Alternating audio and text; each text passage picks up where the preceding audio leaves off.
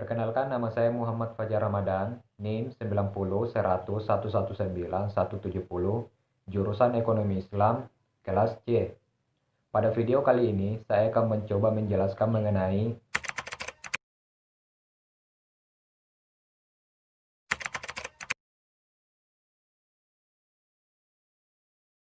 teknologi yang semakin berkembang perlahan akan mendisrupsi seluruh lini bisnis termasuk perihal kebutuhan tenaga kerja.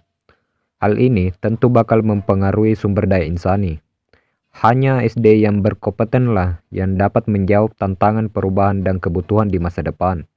Perkembangan teknologi dan ilmu pengetahuan ini telah mendorong terjadinya suatu perubahan yang sangat pesat dan masif dari bidang ekonomi, yang biasa disebut dengan Revolusi Industri 4.0. Revolusi Industri 4.0 menjadi pembahasan hangat selama beberapa tahun terakhir ini. Namun demikian, mungkin tak banyak dari kita yang benar-benar paham apa maksud dari revolusi industri ini. Sebagian mungkin malah akan bertanya, kenapa 4.0? Kemana 1.0, 2.0, dan 3.0? Apa dampaknya terhadap sumber daya insani, serta apa tantangan dan peluang dari adanya revolusi industri 4.0 ini? Untuk menjawab pertanyaan-pertanyaan ini tadi, berikut saya akan menjelaskan mulai dari sejarah revolusi industri, apa itu revolusi industri 4.0, apa peluang dan tantangannya, kompetensi yang dibutuhkan dalam menghadapi industri 4.0, serta sudah sampai manakah perkembangan dan kesiapan Indonesia dalam menghadapi revolusi industri ini.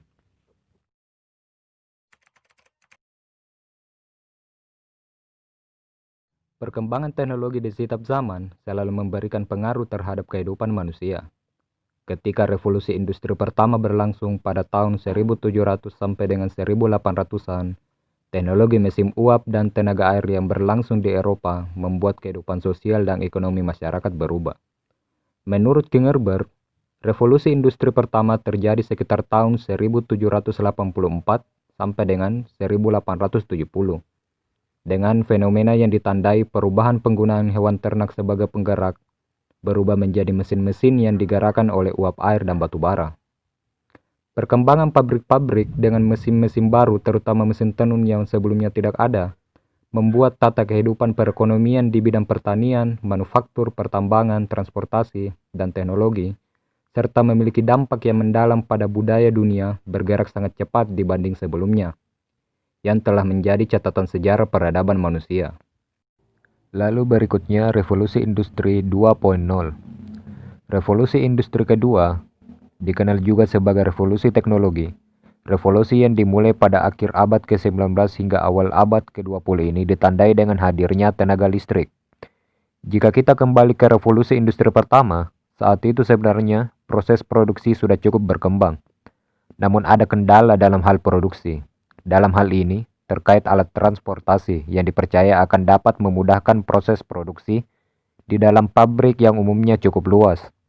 Untuk diketahui, sebelum revolusi industri 2.0, proses perakitan mobil harus dilakukan di satu tempat yang sama demi menghindari proses transportasi dari tempat spare part satu ke tempat spare part lainnya. Revolusi lalu terjadi dengan terciptanya lini produksi atau assembly line yang menggunakan ban berjalan atau conveyor belt pada 1913. Hal ini berakibat pada perubahan proses produksi karena untuk menyelesaikan satu mobil, kini tidak lagi diperlukan satu orang untuk merakit dari awal hingga akhir. Para perakit mobil dilatih untuk menjadi spesialis yang mengurus satu bagian saja. Revolusi industri kedua tidak hanya berdampak pada kondisi ekonomi dan sosial, tetapi juga kondisi militer. Pada Perang Dunia Kedua, ribuan tank, pesawat, dan senjata diciptakan dari pabrik-pabrik yang menggunakan lini produksi dan ban berjalan. Setelah revolusi industri kedua, pada tahun 1969 dimulailah era industri baru yang disebut dengan era revolusi industri ketiga dan masih berkembang sampai saat ini. Era ini ditandai dengan perkembangan industri yang tidak ditandai dengan perubahan sumber energi, tetapi dengan menggunakan elektronik dan internet sebagai bagian dari otomatisasi pabrik. Kembali lagi, revolusi industri ketiga ini dipimpin oleh Amerika Serikat dan beberapa pemain penting dari Eropa dan Asia, seperti Jepang, Korea, dan Cina. Era ini ditandai dengan berkembangnya kegiatan penelitian dan pengembangan, terutama untuk komputer, chip, dan internet. Pada era industri ketiga ini, perkembangan bidang manufaktur, elektronik, dan teknologi informasi sudah mengarah kepada mengotomatisasi serangkaian kegiatan yang sebelumnya dilakukan secara manual, bahkan perencanaan dan kontrol. Tujuan industri pada era ini adalah untuk menghadirkan fleksibilitas yang lebih besar, siklus produksi yang lebih pendek, produk yang lebih disesuaikan, respon yang lebih cepat terhadap tuntutan pasar yang berubah, kontrol yang lebih baik, dan akurasi proses. Menurut Rosidi, perkembangan ilmu pengetahuan dan teknologi yang semakin pesat pada awal abad ke-20 telah melahirkan teknologi informasi dan proses produksi yang dikendalikan secara otomatis. Mesin industri tidak lagi dikendalikan oleh tenaga manusia, tetapi menggunakan program logic controller atau sistem otomatisasi berbasis komputer. Dampaknya, biaya produksi menjadi lebih murah. Perkembangan ilmu pengetahuan dan teknologi tetap mendorong manusia untuk mendapatkan hal-hal yang lebih baik dalam kehidupannya. Perkembangan industri pertama sampai ketiga tetap berjalan seiring dengan keinginan manusia untuk mempermudah kehidupannya dan memenuhi kebutuhan hidup yang semakin kompleks. Hal ini yang mendorong timbulnya istilah revolusi industri keempat atau disebut juga dengan industri 4.0 yang sedang digaungkan saat ini.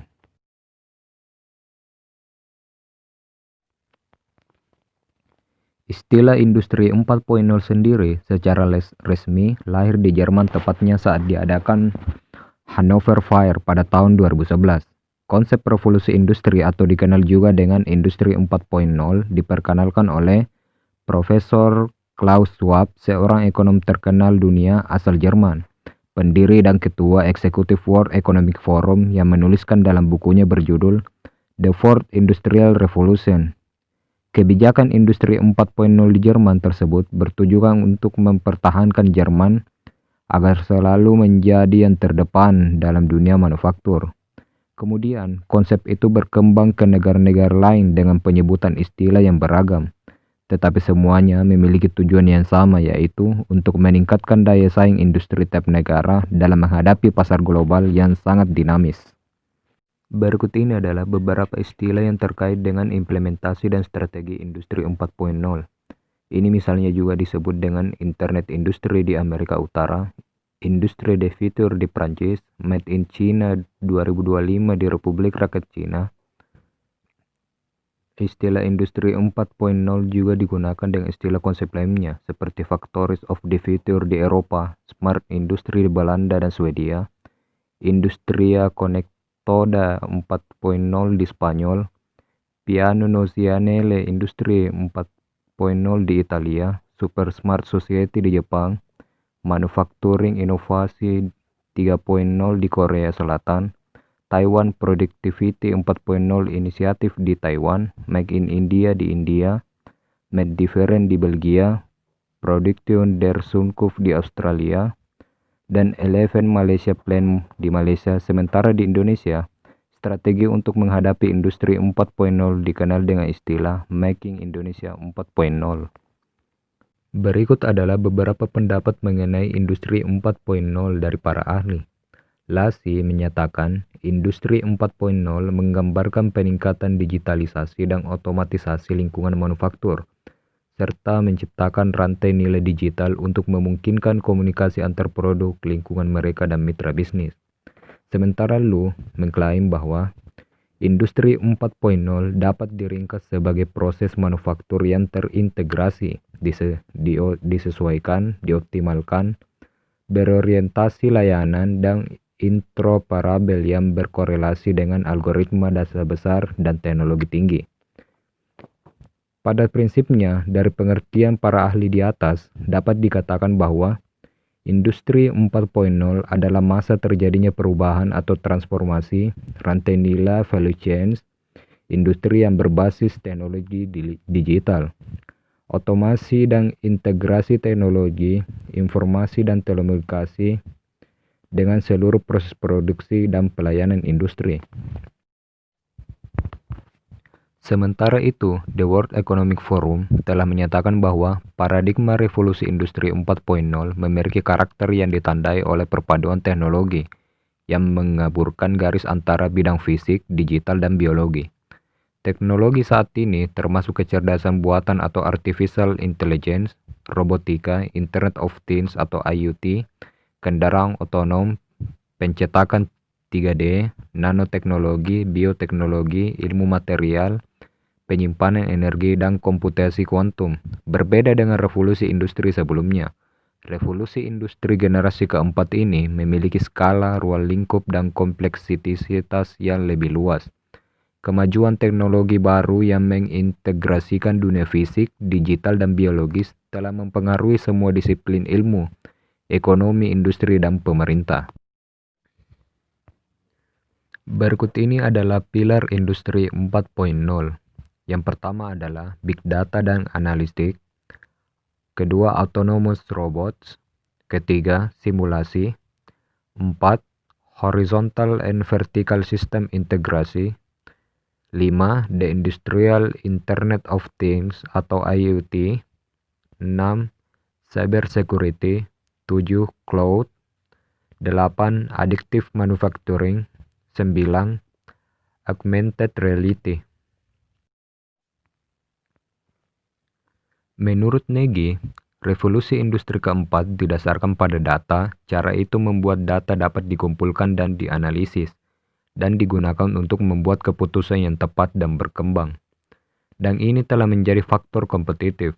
Oleh karena itu, data menjadi sumber keunggulan kompetitif, tidak hanya akan produksi pada dasar terkoordinasi atau benar-benar baru, misalnya produksi adiktif, tetapi juga penamaan produk dengan layanan digital, misalnya dalam hal terjadi kegagalan.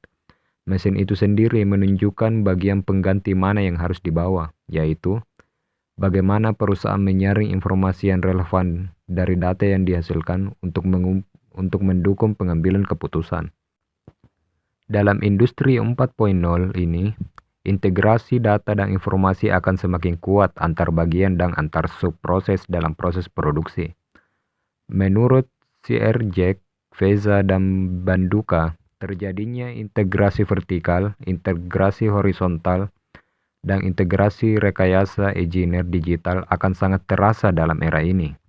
Dan Deloitte menambahkan, satu karakteristik lainnya yaitu terciptanya akselerasi melalui eksponensial teknologi. Pendekatan ini menimbulkan model bisnis proses yang baru. Menurut Chandra Winata, setidaknya ada 3 hal yang membedakan revolusi industri keempat dibanding revolusi industri sebelumnya. Pertama, inovasi dapat dikembangkan dan menyebar jauh lebih cepat dari sebelumnya. Kecepatan terjadinya terobosan-terobosan baru pada era ini terjadi pada skala eksponensial dan bukan lagi pada skala linear. Kedua, penurunan biaya produksi marginal dan munculnya platform yang dapat menyatukan dan mengkonsentrasikan beberapa bidang keilmuan terbukti meningkatkan output pekerjaan. Transformasi ini mengakibatkan perubahan dengan ruang lingkup yang begitu luas, sehingga menyebabkan perubahan pada seluruh sistem produksi, manajemen, maupun tata kelola. Ketiga, revolusi secara global ini akan berpengaruh besar dan terbentuk di hampir semua negara di dunia, di mana cakupan transformasi ini terjadi pada setiap bidang industri, dan bahkan akan mempunyai dampak menyeluruh pada level sistem di banyak tempat.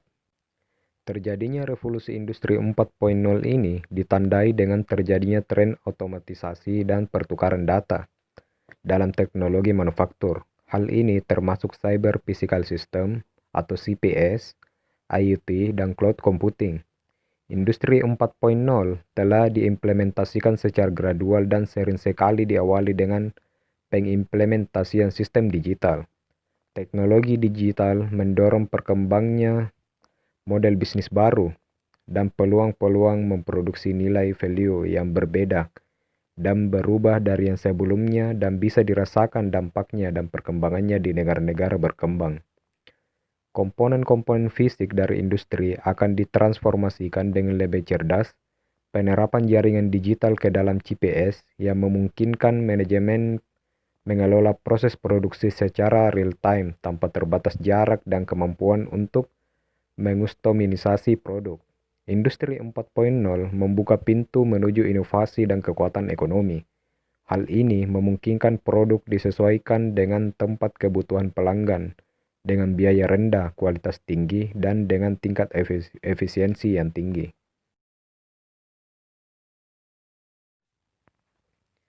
Fitur-fitur Industri 4.0.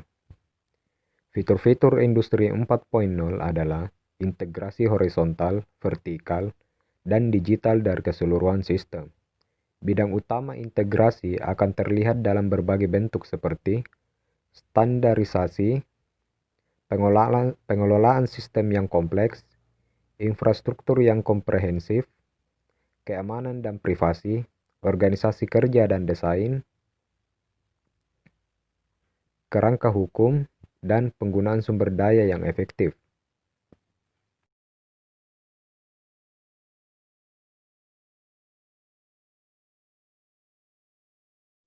Peluang Industri 4.0 adalah yaitu yang pertama, Industri 4.0 akan potensial meningkatkan produktivitas dan daya saing, dan meningkatkan efisiensi energi dan sumber daya, dan secara bersamaan juga melindungi kondisi lingkungan.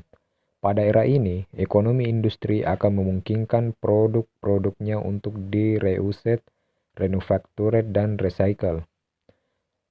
Berikutnya, atau yang kedua, dalam industri 4.0, teknologi telah dengan cepat menutup kesenjangan antar dunia fisik dan dunia digital, dan ini telah memicu perubahan ekonomi dan sosial. Digitalisasi jaringan dan otomatisasi mengubah seluruh sektor manufaktur global. Hasilnya, integrasi proses produksi ujung ke ujung dari sila berbeda ke seluruh ekosistem yang terhubung, cerdas, produktif, dan sangat efisien. Ketiga, dampak dari implementasi fitur-fitur Industri 4.0 bisa berakibat terhadap penurunan biaya produksi sampai dengan 10% sampai dengan 30%, penurunan biaya logistik 10-30%, dan penurunan biaya manajemen kualitas 10-20%. Keempat, keuntungan lain dari implementasi Industri 4.0 adalah yaitu mempersingkat masa pemasaran produksi baru, meningkatkan respon dari pelanggan, peluang untuk mengustomisasi produk tanpa adanya peningkatan biaya produksi, lingkungan kerja yang lebih nyaman dan fleksibel, serta lebih efisien dalam penggunaan energi dan sumber daya. Berikutnya adalah tantangan. Salah satu dampak dari implementasi teknologi 4.0 ini adalah terjadinya penurunan kebutuhan tenaga kerja manusia. Semakin panjangnya masa kerja orang-orang yang terampil dan meningkatkan permintaan kebutuhan yang lebih spesifik dari pelanggan. Penurunan bersih global dalam pekerjaan bisa menjadi tantangan tersendiri bagi negara-negara berkembang, di mana tidak seperti ekonomi maju, jutaan anak muda memasuki pasar kerja setiap tahun. Lebih dari sebelumnya, negara-negara berkembang dan ekonomi dalam transisi harus dibuat sadar akan implikasi dan tantangan terkait dengan pergeseran paradigma ini. Peningkatan otomatisasi proses produksi dan pemindaian pekerjaan oleh mesin kemungkinan akan menghasilkan jenis pekerjaan rutin, mengurangi permintaan tenaga kerja murah di manufaktur kelas bawah, meningkatkan ketidaksetaraan dan menyebabkan migrasi. Prof. Magnus P. Carlsson pada Royal Institute of Technology Stockholm, Sweden mengatakan bahwa Industri 4.0 termasuk gelombang otomatisasi berikutnya akan sangat transformatif dan menguraikan 3 kelompok tantangan. Pertama adalah kesadaran dan kesiapan. 2. Eksplosi data. 3. Transformasi tenaga kerja.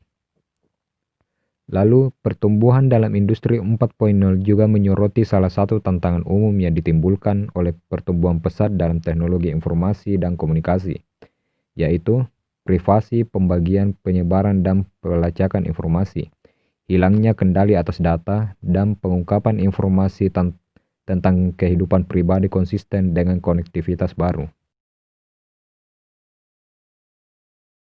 Berikutnya, kompetensi SDI dalam menghadapi industri 4.0. Dengan perkembangan industri 4.0 tersebut, tentunya peranan SDI yang handal sangat diperlukan, dan kualifikasi kompetensi SDI yang terlibat di dalam proses industri itu harus dapat mengimbangi atau mengikuti proses tersebut. Kompetensi SDI merupakan karakteristik dasar perilaku individu yang berhubungan dengan kriteria acuan efektif dan atau kinerja unggul di dalam pekerjaan dan situasi atau kompetensi dalam pengetahuan, keahlian, kemampuan atau karakteristik pribadi individu yang mempengaruhi secara langsung kinerja pekerjaan. Tentunya, kualifikasi kompetensi SDI yang diperlukan ini sangat terkait dengan beberapa jauh sebuah perusahaan atau pabrik atau organisasi mengimplementasikan fitur-fitur industri 4.0 tersebut dalam operasionalnya. Berikut ini adalah karakteristik kompetensi yang dibutuhkan dalam era industri 4.0 menurut para ahli. Pertama adalah Kergoets. Menurut Kergoets, kemampuan yang harus dimiliki adalah yaitu yang pertama, kemampuan belajar, kemampuan pemecahan masalah, intuisi, kreativitas, dan persuasi. Dan juga keterampilan lunak seperti pengorganisasian diri, manajemen, kerja tim, atau keterampilan komunikasi. Berikutnya adalah Savaun. Menurut Savaun, kemampuan yang harus dimiliki adalah yaitu yang pertama, etos kerja, karakter, soft skill, penguasaan teknologi dasar, penguasaan teknologi yang bersifat teknis, kemampuan problem solving, dan bahasa asing. Lalu ada juga Gersibowska dan Lupika. Menurutnya, kemampuan yang harus dimiliki dalam industri 4.0 adalah yaitu yang pertama, kreativitas, entrepreneurship skill, pemecahan masalah, pemecahan konflik, pengambilan keputusan, analytical skill, research skill, efisiensi, orientasi. Berikutnya, World Economic Forum menyimpulkan bahwa pada tahun 2020 akan ada 10 keterampilan yang utama dalam era industri 4.0 seperti terlihat di bawah ini. Yaitu yang pertama, 1. Complex problem solving, 2. Critical thinking, 3. Creativity, 4. People management, 5. Coordinating with others, 6. Emotional intelligence, 7. Judgment and decision making, 8. Service orientasi, 9. Negosiasi, 10. Cognitive flexibility.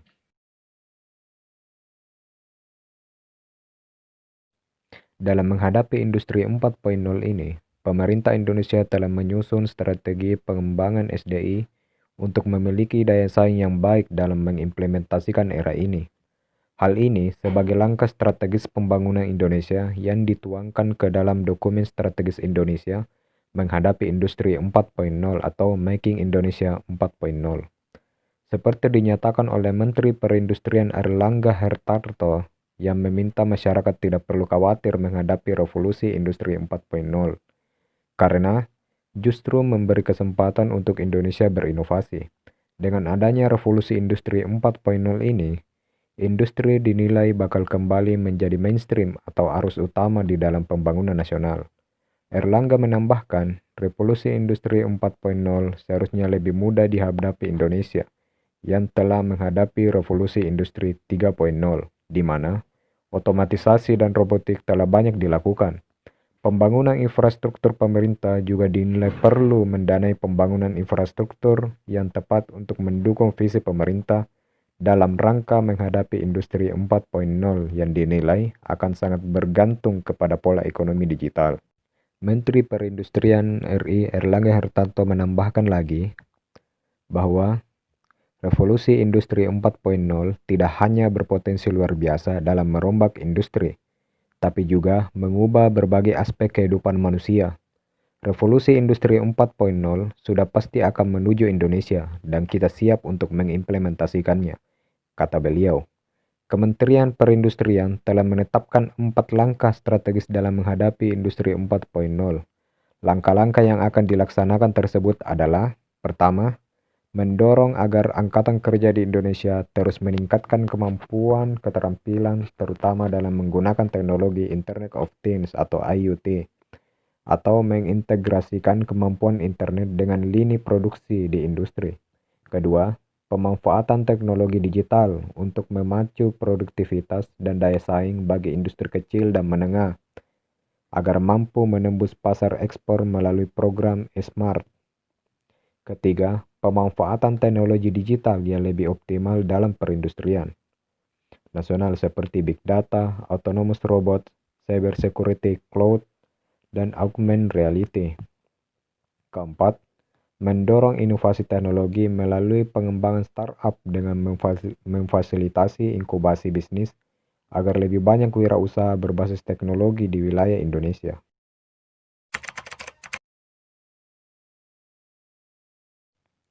Kehadiran era industri 4.0 sudah berlangsung dan tidak ada yang bisa menolaknya, karena industri merupakan salah satu sendi kehidupan manusia yang berkaitan dengan sendi-sendi lainnya seperti ekonomi dan sosial. Industri 4.0 ini membawa perubahan di berbagai sektor industri dan menjadi salah satu hasil perkembangan ilmu pengetahuan dan pengembangan teknologi yang dikembangkan manusia dalam memenuhi kebutuhannya. Industri 4.0 akan mempengaruhi proses produksi di berbagai manufaktur, tetapi secara langsung akan berdampak ke dalam proses bisnis secara keseluruhan dan merangsang terbentuknya model-model bisnis baru yang lebih produktif dan efisien. Peningkatan kompetensi SDI dalam menghadapi era industri 4.0 ini menjadi salah satu keharusan yang selayaknya dirancang oleh masing-masing individu, keluarga, pemerintah, masyarakat termasuk di dalamnya dunia pendidik dan perusahaan. Baik, sekian materi yang bisa saya bawakan. Saya tekankan bahwa video ini adalah video yang dibuat sebagai sarana pembelajaran, jadi jika terdapat kesalahan atau kekurangan mohon dimaafkan. Terima kasih. Assalamualaikum warahmatullahi wabarakatuh.